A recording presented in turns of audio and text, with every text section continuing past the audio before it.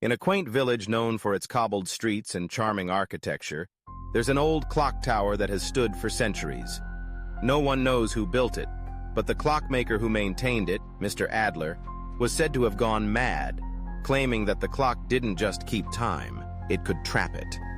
After Adler's mysterious disappearance, the clock stopped ticking, and no one dared to fix it.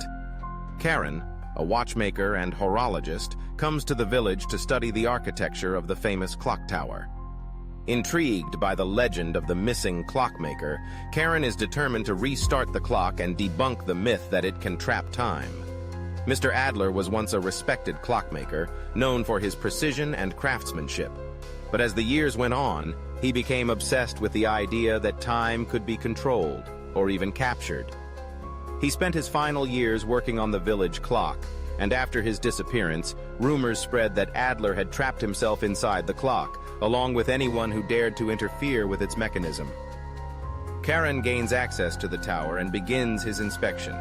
The inside is filled with intricate gears and mechanisms, all covered in dust.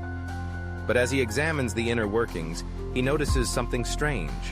There are faces etched into the metal, twisted in expressions of fear and agony. As Karen tries to restart the clock, the air around him begins to hum, and the clock's hands start moving backward. Suddenly, the clock strikes midnight, and Karen hears footsteps behind him. Turning, he sees a figure emerge from the shadows, an old man with wild eyes and a tattered coat. It's Mr. Adler. "You shouldn't have touched the clock," Adler says, his voice hoarse. "Time isn't what you think it is." Before Karen can respond, the clock's gears begin to move on their own, and the room fills with a deafening ticking sound.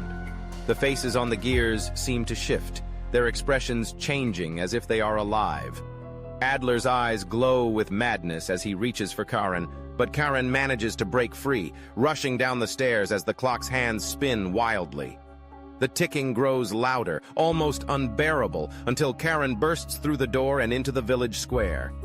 The clock stops again, but Karen knows something is different. The faces on the gears are still imprinted in his mind, and every time he hears the ticking of a clock, he feels the weight of time pressing down on him, like it's waiting to claim him next.